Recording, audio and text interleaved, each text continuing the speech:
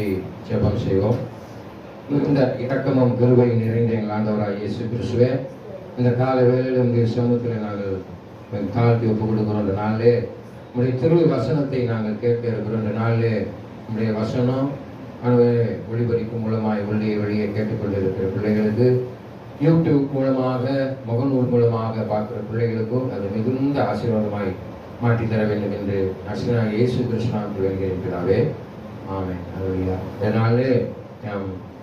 இந்த நாள் எல்லா இடங்களிலையும் இந்த குருத்தோடையை பிடித்து கொண்டு தெருக்களிலே பவனி சென்று ஆண்டவர் நாமத்தை உயர்த்தி கொண்டிருக்கிறார். அந்த பாரம்பரியத்தை அவர்கள் கடைபிடித்திருக்கிறார். நல்லது இல்லை என்று சொல்லவில்லை. ஒவ்வொருத்தரும் ஒவ்வொரு சபையும் ஒவ்வொரு மாதிரி. நம்முடைய சபையில் இந்த நாளிலே எதற்காக அந்த குருத்தோலையை பிடித்துக் கொண்டிருக்கிறார்கள், ஆண்டவருடைய சித்தம் என்ன, தேவ சித்தம் நம்முடைய வாழ்க்கையில் என்ன என்பதை ஆராய்ந்து பார்க்கிறோம். மனுஷன் நிர்வாணியாய் இந்த உலகத்திற்கு வருகிறான், நிர்வாணியாய் உலகத்திற்கு போயிடும். அல்லேலூயா. எண்ணத்தை கொண்டு வந்தோம், எண்ணத்தை கொண்டு போகணும். ஒன்றையுமே கொண்டு வரல, வெறுங்கையோடு தான் வரும், நிர்வாணமாக வரும். போகும்போது எல்லாத்தையும் உரிவிட்டு என்ன செஞ்சிடறாங்க, விட்டுறாங்க, நிர்வாணியாக தான் போகணும். ஆனால் எண்ணத்தை நீ கொண்டு போக வேண்டும் என்பதை குறித்து என்ன செய்யப்படுறோம், தியானிக்கிறோம். தேவ சித்தம், நம்முடைய வாழ்க்கையில தேவ சித்தம், ஆண்டவர் எப்படி நம்மளை நடத்துறாருன்னு யோசிச்சு பார்த்துருக்கீங்களா? என்ன சித்தத்துக்காக உன்னை இந்த உலகத்திற்கு அனுப்பினார் என்பதை ஆராய்ந்து பார்த்துருக்கீங்களா? சிந்தித்து பார்த்துருக்கிறீங்களா? யோசிச்சிருக்கீங்க. எதுக்கு நம்ம இந்த உலகத்தில் பிறந்திருக்கிறோம்? சாப்பிட்றோம், 3 வேளை, வேலைக்கு போகிறோம், வரோம். அதானா? உன்னை கொண்டு ஆண்டவர் என்ன செய்ய விரும்புகிறார் என்பதை நீ ஆராய்ந்து பார்க்க வேண்டும். அல்லேலூயா. நீதிமொழியின் புஸ்தகம் 19ஆம் அதிகாரம் 21ஆவது வசனத்தை வாசிப்பாங்க. நீதிமொழியின் புஸ்தகம் 19ஆம் அதிகாரம் 21ஆவது வசனம் வாசிங்க.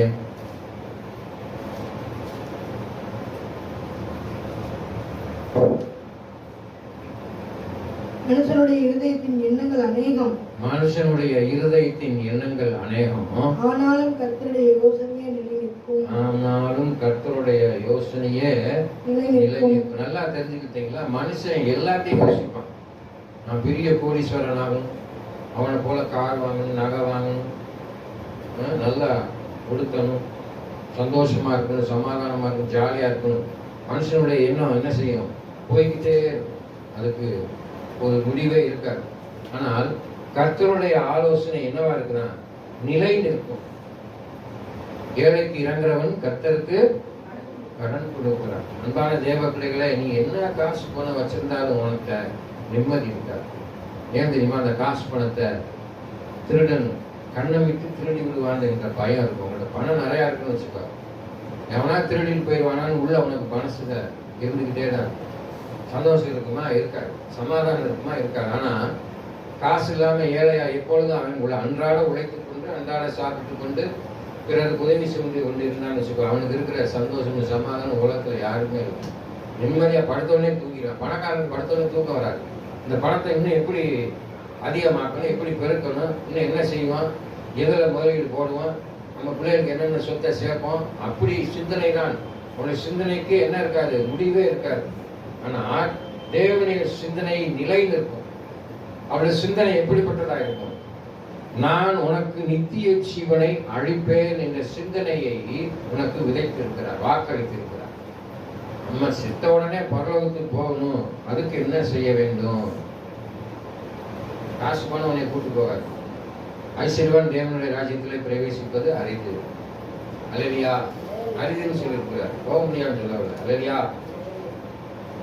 ஒரு பணக்காரனை பார்த்து சொல்றேன், உனக்கு உண்டான ஆசையை விற்று ஏழைக்கு கொடு, அப்போது தேவராஜ்யத்தை நம்ம சுதந்திரிக்கிறோம். அல்லேலூயா. இயேசு கிறிஸ்து நன்மை செய்த மனிதனாய் சுற்றித் இருந்தார்கள் பார்க்கிறோம். நீங்க எத்தனை பேருக்கு நன்மை செய்யறீங்க? கனி கொடுக்கக்கூடிய பிள்ளைகளா இருக்கிறீர்களா? பிறருக்கு உதவி செய்யக்கூடிய பிள்ளைகளா இருக்கிறீர்களா? அல்லேலூயா. பொருள் உதவி, பேச்சில் கூட உதவி இருக்கு. நல்ல ஆலோசனை கொடுக்கலாம். ஒரு மனிதன் கெட்டு போகிறான், ஒரு பையன் கெட்டு போறான்னு சொன்னா அவனை அமர செய்து அவனுக்கு என்ன செய்யலாம்? இயேசுவை பற்றி சொல்லி, இது பாவம், இதை செய்யக்கூடாது என்று சொல்லி அவனுக்கு ஆலோசனை கொடுப்பதும் ஒரு காரியம் தான். அல்லேலூயா. அங்கே நாம் பார்க்க ரோமரின் புஸ்தகம் 8ஆம் அதிகாரம் 28வது வசனம். ரோமரின் புஸ்தகம் 8ஆம் அதிகாரம் 28வது வசனத்தை வாசிப்போம். அன்றியும் அவருடைய தீர்மானத்தின்படி அழைக்கப்பட்டவர்களாய் ஒரு தீர்மானத்தின்படி அவருடைய தீர்மானத்தின்படி அழைக்கப்பட்டவர்களாய் தேவனிடத்தில் அன்பு கூறுகிறவர்களுக்கு சகலமும் நன்மைக்கு ஏதுவாக நடக்கிறது என்று அறிந்திருக்கிறீங்க. நல்லா தெரிஞ்சுக்கிட்டீங்களா? இந்த ஆரம்பத்தில் வசனத்துல என்ன சொல்லிட்டு பாருங்க. அன்றியும் அவருடைய தீர்மானத்தின்படி அழைக்கப்பட்டவர்களாய் இருக்கணும். உன்னையின் தாயின் கர்ப்பத்திலே தெரிந்து கொண்டேன். தீர்மானத்தின்படி ஆண்டவர் உன்னை அழைப்பார். கேளுங்கள் கொடுக்கப்படும், தட்டுங்கள் திறக்கப்படும், தேடுங்கள் கண்டடைவீர்கள். எல்லாரையும் அவர் அழைக்கிறார். அழைக்காம சும்மா வந்து நீங்க வந்து உட்கார வைங்க. அல்லையா? ஆண்டவர் உங்களை அழைச்சிருக்கிறார், தெரிந்திருக்கிறார். உன்னை தாயின் கர்ப்பத்தில் தெரிந்திருக்கனால அந்த ஞாயிற்றுக்கிழமையில வந்து உட்காந்துருக்குல்ல. நீ வாங்க என்ன செய்யலாம்? கறியை வாங்கி ஆக்கி சமைச்சு சாப்பிட்டுட்டு ஜாலியாக நீவான் பார்க்கு போல, சினிமாவுக்கு போல, உலகப்புறமான காரியங்கள். ஆனால் ஆண்டவர் உன்னை தெரிந்திருப்பதனால தான் நீ இந்த ஆலயத்துல வந்து அமர்ந்திருக்கிறாய். ஆலயத்துல வராதவங்கள என்ன இருக்கும்? ஏனோதான் இருக்கிறார். தினந்தோறும் ஆண்டவரை சேவித்து தேடி வரைங்க பார்த்தீங்களா? அவங்களுக்கு தெரிந்திருக்கு. அப்புறம் என்ன சொல்லியிருப்பாருங்க? தேவனிடத்தில் அன்பு கூறுகிறவர்களுக்கு சகலமும் நன்மைக்கு ஏதுவாக. ஆண்டவரை யாரெல்லாம் அதிகமா நேசிக்கிறீங்களோ, அன்பு கூறுறீங்களோ, அவங்களுக்கு என்ன கிடைக்குதான்? சகலமும் நன்மைக்கு ஏதுவாக நடக்கிறது என்று அறிந்திருக்கிறோம். நன்மைக்கு ஏதுவாக நடக்குது. ஆண்டவரத்துல யாரெல்லாம் அன்பு வச்சிருக்கீங்களோ எல்லாமே நன்மைக்கு ஏதுவாக தான் நடக்கும். ஒரு நாளும் தீங்கு நினைப்பது இல்லை ஆண்டவர். அல்லையா? தேவ சித்தத்தின்படி தான் இருக்கும் எல்லாமே. நம்ம உதாரணமா ஒரு கீழே விழுகிறோம்னா அந்த கீழே விழுகிறவனுடைய நோக்கம் என்ன? கர்த்தரை தேடாம இருப்போம். கர்த்தருடைய காரியத்துல சில காரியத்துல தவறு செஞ்சிருப்போம். நம்ம கீழே விழுகிறதுனால அவரை தேடும்படியான சூழ்நிலைகளை ஏற்படுத்தும். 38 வருஷமா அந்த முடவன் என்ன செஞ்சான்? ஒரே இடத்துல அமர்ந்திருந்தான். தேவன் வந்து அவனை எழுப்பணும் ஒரு சித்தம் இருந்தது. அதனால உங்க வாழ்க்கையில தேவ சித்தம் என்னன்னு வச்சிருப்பார். நீங்க என்ன நடந்தாலும் ஆண்டவர் சித்தத்தின்படி தான் நடக்கும். என்ன நடந்தாலும் யாரும் சித்தத்தின்படி நடக்கும்? தேவ சித்தத்தின்படி தான் நடக்கும். தேவ சித்தம் இல்லாம ஒண்ணுமே செய்ய முடியாது என்று சொல்லியிருக்கிறது. அது என்னவா நடக்கும்? நன்மைக்கு ஏதுவானதான் இருக்கும். எதை கொடுத்தாலும் நன்மைக்கு ஏதுவானதான் ஆண்டவர் கொடுப்பார். கொள்ளாதவர்களாகிய நீங்களே உங்கள் பிள்ளைகளுக்கு நல்ல ஈவை கொடுக்க நினைக்கும் பொழுது ஆண்டவர் என்ன செய்வாரு? கொடுப்பாருல, நல்லதான கொடுப்பாரு. நல்லபடியா வசனம் சொல்லுதுல, கல்லுக்கு அப்பத்துக்கு பதிலாக கல்லை கொடுப்பீங்களோ, மீனுக்கு பதிலாக பாம்பை கொடுப்பீங்களோ, உங்க பிள்ளைகளுக்கு கொடுக்க மாட்டீங்க, நல்லதான் கொடுப்பீங்க. அல்லையா? அதை போலதான் ஆண்டவர் நன்மையை உங்களுக்கு கொடுக்க விரும்புகிறார். அந்த நன்மை என்ன என்பதை நீங்கள் அறிந்து கொள்ள வேண்டும். நன்மை தெரிந்து கொள்ள, நன்மையை பெற்றுக்கொள்ள கிருபை செய்யும். அதை ரோமர் புத்தகம் 9ஆம் அதிகாரம் 11வது வசனம். ரோமர் 9:11. ரோமர் புத்தகம் 9ஆம் அதிகாரம் 11வது வசனத்தை வாசிப்போம். பிள்ளைகள் இன்னும் பிறவாமலும் நல்வினை தீவினை ஒன்றும் செய்யாமலும் இருக்கையில் தேவனை தெரிந்து கொள்வதன்படியே படியிருக்கிற அவருடைய தீர்மானம் கிரியைகளாலே நிலை நிற்காமல் அழைக்கிறவர்களாலே நிலை நிற்கும்படிக்கு உங்களை அழைத்தவர் உண்மை உள்ளவர். அவர் என்ன சொல்றாரோ அதுல நிலை நிற்கணும். இல்லைன்னா நிலை நிற்க முடியாது. ஆண்டவர் என்ன தீர்மானம் வச்சிருக்கார் என்பதை தெரிந்து கொள்ளுங்க. இல்லைன்னா என்ன செய்ய முடியாது? நிலை நிற்க முடியாது. நீ உன் இஷ்டத்துக்கு நீ நடந்து கொண்டிருந்தேன்னா அழிவை நோக்கி போறேன்னு அர்த்தம்.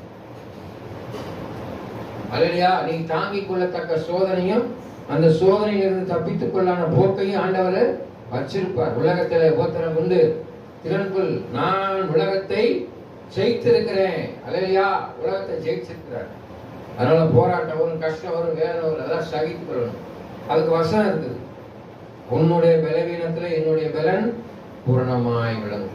விஜயலட்சுமி சொன்னதை போல, ஆண்டவரே நான் கீழே விழுந்துட்டேன், எனக்கு இந்த கால்களுக்கு மான்கால்களை போல வசனம் சொன்னாங்க பார்த்தீங்களா? ஆள்களை மாற்றி போடும்படியாக, நடக்கும்படியாக, ஓடும்படியாக கிருபை செய்யுங்க. நடந்து ஆலயத்துக்கு வரும்படியாக இந்த சகோதரிக்கு தேவன் கிருபை செய்திருக்கிறார். அந்த விசுவாசம் உங்களுக்குள்ள இருக்கணும். ஆமென். வசனங்களை சொல்லி சொல்லி சொல்லி தான் என்ன செய்ய முடியும்? நம்ம வேலை நட முடியும். சத்தியத்தை அறிவீர்கள், சத்தியம் உங்களை விடுதலை. ஆண்டோடைய வார்த்தை தான் அவனுக்கு விடுதலை கொடுக்கும். நான் விடுதலை கொடுக்க முடியாது. ஆண்டோடைய வார்த்தை தான் விடுதலை கொடுக்க முடியும். பாஸ்டர் ஜோமன் தான் செய்வார். நீ விசுவாசிக்கணும். விசுவாசித்தால் தேவ மகிமையை காண்பாய். நான் உங்களுக்கு சும்மா ஒரு பரிந்துரை, ரெப்ரசன்டேட்டிவ். அல்லையா? தேவனால் தெரிந்து கொள்ளப்பட்ட உங்களை என்ன செய்யறது? நல்வழிப்படுத்தி தேவ ராஜ்யத்துக்கு ஆயத்தப்படுத்தும்படியாக விசேஷமாக ஊழியர்களை ஆண்டவர் தேர்ந்தெடுத்திருக்கிறார். அல்லையா? முதலாவது தேவனுக்கு கீழ்ப்படியணும், அடுத்து ஊழியக்காரர் கீழ்ப்படிங்க, அடுத்து உங்க தாய் தகப்பனுக்கு கீழ்ப்படிங்க. இன்னைக்கு அப்படி இந்த 3 பேருக்கு யாரெல்லாம் கீழ்ப்படிஞ்சு நடக்குதோ அந்த குடும்பம் அது ஆசீர்வாதமாக இருக்கும். அல்லையா? தேவனுடைய நடத்துதல் தேவ சித்தமாயிடும். எபேசியர் புஸ்தகம் 1ஆம் அதிகாரம் 11-12. எபேசியர் புஸ்தகம் 1ஆம் அதிகாரம் 11-12 வாசிப்போமா? அல்லேலூயா. எபேசியர் புஸ்தகம் 1ஆம் அதிகாரம் 11-12 ஆகிய 2 வசனங்களை வாசிப்போம். மேலும் கிறிஸ்துவின் மேல் முன்னே நம்பிக்கையா இருந்த நாங்கள், கிறிஸ்துவின் மேல் முன்னே நம்பிக்கையா இருந்த நாங்கள் அவருடைய மகிமைக்கு புகழ்ச்சியா இருக்கும்படிக்கு, அவருடைய மகிமைக்கு புகழ்ச்சியா இருக்கணும். நம்ம எல்லாம் அவருடைய மகிமைக்கு விளங்கும்படியாக புகழ்ச்சியா இருக்கணும், இகழ்ச்சியா இருக்கக்கூடாது. தமது சித்தத்தின் ஆலோசனைக்கு தக்கதாக, யாருடைய சித்தத்தினுடைய? தமது சித்தத்தின் ஆண்டவருடைய சித்தத்தினுடைய ஆலோசனைக்கு தக்கதாக எல்லாவற்றையும் நடப்பிக்கிற அவருடைய தீர்மானத்தின்படியே நாங்கள் முன் குறிக்கப்பட்டு கிறிஸ்துவுக்குள் அவருடைய சுதந்திரர் ஆகும்படி, கிறிஸ்துவுக்குள்ள என்ன செய்ய முடியாது? அவருடைய சுதந்திரர் ஆகும்படியாக தெரிந்து கொள்ளப்பட்டோம். கிறிஸ்துவுக்குள் தான் நீங்க சுதந்திரம் ஆகும்படியாக தெரிந்து கொள்ளப்பட்டீங்க. அப்ப நீங்க அவருக்குள்ள நிலைத்திருப்பீர்களானால் கிறிஸ்து உங்களுக்குள்ள நிலைக்க செய்வார்.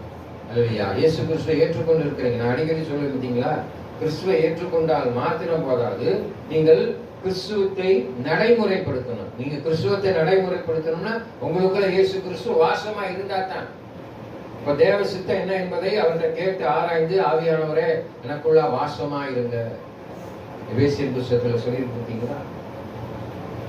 உள்ளான மனுஷனை பலப்பட்டு வேர் ஊன்றி நிலைப்பட்டவர்களாய் ஆவியினாலே உள்ளான மனுஷனை வல்லமையாய் பலப்படவும் விசுவாசத்தினாலே. பாத்தீங்களா? எதனால உள்ளான மனுஷன் நீங்க பலப்பட்டாங்க பத்திரம் போதாது, விசுவாசத்தினாலே. கிறிஸ்து உங்கள் இருதயங்களில் வாசமா இருக்கவும் அவருடைய நீங்கள் அன்பிலே வேரூன்றி இயேசுவில் வாசமா இருந்து நிலை பெற்றிருந்தாலும் ராஜரிக பிரமாணமாகிய உன்னை போல் பிறர் நேசிக்கின்ற அன்பு, இயேசு கிறிஸ்து அன்பிலே நிலை பெற்றவர்களா இருந்தா தான் அறிவு கெட்டாத அந்த அன்பை, அதனுடைய நீள அகலம் ஆழம் என்ன என்பதை உணர்ந்து கொள்ள முடியும். உணர்ந்து கொள்வது மாத்திரமில்லை, எனக்கு அனுகிரகம் செய்யுங்க, எனக்கு உதவி செய்யுங்க. Help me to know the eternal life. அழிவில்லாத வாழ்வை அறிந்து கொள்ள, அறிவு கெட்டாத அந்த அன்பை பெற்றுக்கொள்ள எனக்கு உதவி செய்யுங்க. தேவ சித்தத்தை நீ தெரிந்து கொள்ள வேண்டும். அதுதான் உனக்கு நடக்கும். அன்புதாங்க சகலத்தை தாங்கும், சகிக்கும். நம்ம கோபம் ஒன்றும் செய்யாது, நம்முடைய எரிச்சல் ஒன்றும் செய்யாது. ஆனா அன்பு மனிதனை மாற்றிவிடும். அல்லையா? இயேசுவை அறைந்த பொழுது அவர் அன்பா அமைதியாக இருந்தார். துப்பிய போது, கொட்டிய போது, அடித்த போது, சிலுவையில் அறைந்த போது அமைதியா இருந்தார். என அவர் உங்களை நேசித்தார், அன்பு செலுத்தினார். அவர் அன்பு செலுத்தினால்தான் அவர் கடைசி சிலுவையில் உங்களை மன்னிச்சார். பிலிப்பியர் 2:8 சொல்லி, அவர் மனுஷ ரூபமாய் காணப்பட்டு சிலுவையின் மரண வரைந்தம் தம்மை தாமே தாழ்த்தி கீழ்ப்படிந்தவராய் காணப்பட்டார் என்று சொல்லி. தாழ்மை உங்களிடத்துல இருக்கு. தாழ்மை உள்ளவனுக்கு தேவன் பலனாய் இருக்கார், பெருமை உள்ளவனுக்கு தேவன் எதிர்த்து நிற்கிறார். மண்டக்கான புரிசு தெரிஞ்சோம்னா நம்ம வாழ்க்கையில அழிவு தான். தலைக்கணை இருந்துச்சு, என்கிட்ட பணம் காசு இருக்கு, நான் பெரிய ஊழியக்காரர், ஆண்டவர் என்னை கொண்டு வல்லமையாக பயன்படுத்துறார், அதிசயம் நடக்குது, அற்புதம் நடக்குது, மேலே போக முடியாது. தாழ்மை உள்ளவனுக்கு தான் தேவன் என்ன செய்யறாரு? மனம் இறங்குறாரு. அல்லையா? எவ்வளவு பெரிய ஆளா இருந்தாலும் சரி. அல்லையா? நான் ஆரம்பத்தில் சிறிய போதகராக இருந்து சுவிசேஷகராய் ஊழியம் செய்து போதகராகி சபையை நிறுவி 25 வருஷம் முடிஞ்சிருச்சு. 2014 என் குடும்பத்தில் நிறைய போதகர் இருக்கிறாங்க, சிஎஸ்ஐல இருக்காங்க, பெண்டிகாஸ்ல இருக்காங்க, எல்லாத்துலயும் இருக்காங்க. ஆனால் அபிஷேகம், கண்காணி என்ற அபிஷேகத்தை ஆண்டவர் என்ன செஞ்சார்? கொடுத்தார். பேராயராகும்படியாக 5 வகையான ஊழியர்கள் மிக உயர்ந்த முக்கியமான ஊழியம் அப்போஸ்தலர் ஊழியம், அதுக்கப்புறம் கண்காணி. அல்லையா? என் குடும்பத்தில் இருக்கவனே என்னை கிட்ட சொல்லுவாங்க, பிஷப்பையா வாங்க அப்படின்னு சொல்லி. இல்லையா? கேள்வி செய்வாங்க. ஏன்னா என்னை வேற மாதிரி பார்த்துருக்காங்க. ஆனால் ஆண்டவராக தெரிந்து கொள்ளப்பட்டு இன்னைக்கு அநேக சபைகளுக்கு தலைவராக அநேக சபை போதகர்கள் ஆலோசனை கொடுக்க முடியாது. கண்காணியாக தெரிந்து கொண்டிருக்க யாருக்கும் கிடைக்காத ஒரு சாத்தியம். யாருமே என்னுடைய வம்சத்துல 4 ஜெனரேஷன்ல பேராயிராங்க. ஏன்னா நான் ஆரம்பத்திலிருந்து கர்த்தருக்கு பயந்து நடப்பேன். எங்கள் அப்பா சொல்லுவாங்க, இல்லடியா என் தகப்பனார் பாலிய புறாத்தில் ஒரு சிருஷ்டியை நினை, தாய் தகப்பனுக்கு கீழ்ப்படியானுடைய கண்களை நதியின் காகங்கள் குடுங்கி கழுவின் குஞ்சுகள் தின்னும் என்று சொல்லி எங்களுக்கு வசனங்களை சொல்லிக் கொடுத்து எதுக்கு எடுத்தாலும் ஜெபம் பண்ணணும், என்ன காரியனாலும் ஜெபம் பண்ணணும். இன்னைக்கு ஒரு ஜெபம் செய்தனால தான் இன்னைக்கு ஒரு பேராயராக நிற்கும்படியாக, ஒரு சபை போதகராக இருக்கும்படியாக தேவன் அற்புதம் செஞ்சிருக்கிறார். அற்புதமாக நடத்தி வரார். யார்கிட்ட இடத்துல போய் காணிக்க கேட்க மாட்டேன். எங்கே போய் நின்றுக்கிட்டு வீடுகளில் போய் ஆண்டவருக்காக ஜெபம் பண்ணி போய் காணிக்கலாம் கேட்க மாட்டேன். ஆண்டவர் கொடுப்பார் விசுவாசத்தோட. நீங்களும் தேவ சித்தத்தை தெரிந்து கொள்ளுங்கள். சங்கீத புஸ்தகம் 33:11 வாசிங்க. சங்கீத புஸ்தகம் 33:11. ஹல்லேலூயா.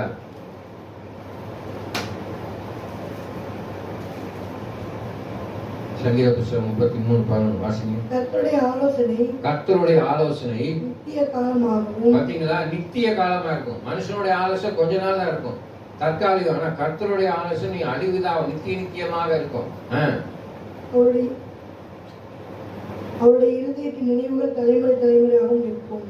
அவருடைய இருதயத்தின் நினைவுகள் தலைமுறை தலைமுறையாக, உன்னுடைய சந்ததி சந்ததியா இருக்கும் கர்த்தருடைய ஆலோசனை. உனக்கு, உன் பிள்ளைகளுக்கு, உன் பிள்ளையின் பிள்ளைகளுக்கு 3-4 தலைமுறைக்கு தலைமுறை தலைமுறையாக நிற்கும் சொல்றார். அல்லையா, அவருடைய ஆலோசனை எப்படிப்பட்டதா இருக்கு பார்த்தீங்களா? உனக்கு மாத்திரம் இல்லை, நித்திய காலமாக. நித்திய காலம். நீ ஜீவனோடு இந்த உலகத்துல இருக்கிற வரைக்கும் அவருடைய ஆலோசனைப்படி நடப்பாயானால் பரலோக ராஜ்யத்தை சோதிக்கிறோம். தேவ சித்தம் வாழ்க்கையில் என்ன என்பது தெரிந்து வரும். தேவ சித்தம் இல்லாம மாட்டிக்காத, பிசாசின் குடிகளை மாட்டிக்காத. திருடன் கொள்ளவன் வருகிறான், நானும் ஜீவன் உண்டாகவும் ஜீவன் பரிபூர்ணப்படம் வந்தேன்னு சொல்லி இருக்கிறார். அல்லேலூயா. ஏசாயின் புஸ்தகம் 25:1 வாசிங்க. ஏசாயின் புஸ்தகம் 25:1.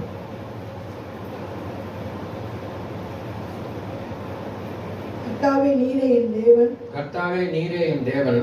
உம்மை உயர்த்தி உமது நாமத்தை துதிப்பேன். உமது நாமத்தை துதிப்பேன். நீர் அதிசயமானவைகளை செய்தீர். என்ன செய்தாரு? நீர் அதிசயமானவைகளை செய்தீர். அதிசயமானவைகளை செய்தார். எதை, ஏன் அதிசயமானவை செய்கிறார்? எப்படி செய்கிறார்? எதற்காக செய்கிறார்? அந்த ஆரம்பத்தில் முதல் வாசிங்க. கர்த்தாவே நீரே என் தேவன். கர்த்தாவே நீர் தான் என் கடவுள். இந்த உலகத்துல என்னென்னமோ சாமி கும்பிடுறாங்க, இல்லைன்னு சொல்லல. ஆனால் இயேசு கர்த்தாவே நீர் தான் என் கடவுள். யாரெல்லாம் அவரை இருக பிடிச்சு கொள்றீங்களோ அவங்க என்ன செய்யறாரு பாருங்க. கர்த்தாவே நீரே என் தேவன். உம்மை உயர்த்தி உமது நாமத்தை துதிப்பேன். அவரை உயர்த்தணும், அவர் நாமத்தை துதிக்கணும், நன்றி சொல்லணும். கர்த்தர் கொடுத்தார், கர்த்தர் எடுத்தார் என்று யோபு சொன்னார். இரட்டிப்பான நன்மையினால யோபுவை ஆசீர்வதித்தார். உனக்கு சோதனை வருது, கஷ்டம் வருது, நன்றி சொல்லு, சோத்திரம் சொல்லு. நல்லது செஞ்சாலும் சோத்திரம் சொல்லு, தீமை செஞ்சாலும் சோத்திரம் சொல்லு. தீமை செய்வார் இயேசு அல்ல, பிசாசனை சோதிக்கும்படியாக தீமை செய்வார். யோபு செஞ்சால சோதிச்சா பார்த்தீங்களா? அதனாலதான் ஆண்டவர் சொல்றார், சோதனையிலும் தப்பித்துக் கொள்ள நான் போக்கை வைத்திருக்கிறேன், நீ தாங்கிக் கொள்ள தக்க சோதனையைத்தான் நான் உனக்கு தருவேன். தாங்க முடியாத சோதனை தரவில்லை. யோபு எல்லாத்தையும் தாங்கிக் கொண்டார். யோபு இப்போ ஒரு உத்தமன் உலகத்தில் பிறந்ததும் இல்லை, இனி பிறக்க போவதும் இல்லை என்று சொல்லிட்டார். அல்லையா, நம்ம உத்தமமா இருக்கணும். சோதனையிலிருந்து நம்ம என்ன செய்யணும்? தப்பித்துக் கொள்ள வேண்டும். ஆசை காட்டி மோசம் செய்கிற உலகம் இதுதான். அந்த நாச மோசங்களுக்கு நாம் சிக்கிக்கொள்ளாதபடி நம்மளை பாதுகாத்துக் கொள்ளணும். அழிவில்லாத வாழ்வை பெறுவதற்கு உன்னுடைய உள்ளான மனுஷனை அழித்து விடக்கூடாது. இருள் ஆதிக்கம் ஒன்று என்ன செஞ்சிடக்கூடாது, மேற்கொண்டு விடாதபடி காத்துக் கொள்ள வேண்டும். அல்லேலூயா. ஏசாயா 46:10. ஏசாயா 46:10.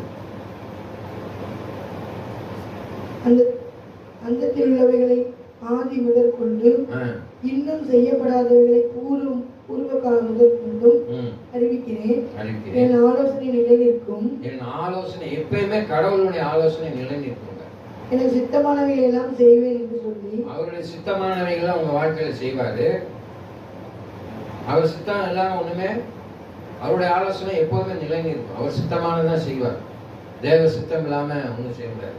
கிராமங்கள் ஒரு பழமொழி சொல்லியிருப்பாங்க, நாய் வாழ நிறுத்த முடியாது, ஆட்டுக்கு வாழு அளந்து வச்சிருக்கிறார். நாய் வாழ நிறுத்த முடியுமா? அது நிறுத்தவே முடியாது இல்லையா? ஆட்டுக்கு வாழு அளவாக வச்சிருக்காங்க. ஆட்டுக்கு நீளமான வாழ வைக்கல, அப்ப நம்முடைய வாழ்க்கையில தேவ சித்தம் என்ன என்பதை அறிந்து கொள்ள வேண்டும், புரிந்து கொள்ள வேண்டும், தெரிந்து கொள்ள வேண்டும், ஆராய்ந்து கொள்ள வேண்டும். எபிரேயர் புத்தகம் 6:17 வாசிங்க. எபிரேயர் புத்தகம் 6ஆம் அதிகாரம் 17ஆவது வசனத்தை வாசித்து முடிப்போம். அந்தபடி தேவனும் வாக்குத்தத்தம் பண்ணப்பட்டவைகளை சுதந்திரித்துக் கொள்ளுகிறவர்களுக்கு தேவனுடைய வாக்கு திட்டத்தை யாரெல்லாம் சுதந்திரித்துக் கொள்றீங்களோ தமது ஆலோசனை மாறாத நிச்சயத்தை தம்முடைய ஆலோசனை மாறாத, பாத்தீங்களா, அவருடைய ஆலோசனை மாறாத என்ன ஆலோசனை கொடுக்கிறார்? நித்திய ஆலோசனை தான் கொடுக்கிறார், அழிவில்லாத ஆலோசனை தான் கொடுக்கிறார். நிச்சயத்தை பரிபூர்ணமாய் காண்பிக்கும்படி சித்தமுள்ளவராய் ஒரு ஆணையினாலே அவருடைய ஆணையினாலே அதை ஸ்திரப்படுத்தினார். அவர் ஆணையினாலே உங்களுக்கு ஸ்திரப்படுத்துறார், அதை சரிப்படுத்துறார். தேவ சித்தம், ஆண்டவரே என் வாழ்க்கையில தேவ சித்தம் என்பதை தெரிந்து கொண்டு தேவ சித்தத்தின்படி நடக்கும்படியாக, அன்பான தேவன் என்னையும் கூட ஆண்டவர் தேவ சித்தத்தின்படி தெரிந்து கொள்ளும்படியாக ஒரு வசனத்தை பேசினார் என் வாழ்க்கையில. அந்த வசனம் தான் இன்னைக்கு ஆண்டவருடைய திருப்பணி செய்யும்படியாக ஒரு ஊழியக்காரனாய் மாற்றியது. யோவான் 14ஆம் அதிகாரம் 6ஆம் வசனம் சொல்லி, நானே வழியும் சக்தியும் ஜீவனுமா இருக்கிறேன், என்னை இல்லாமல் ஒருவனும் பிதாவிடத்தில் வரான்.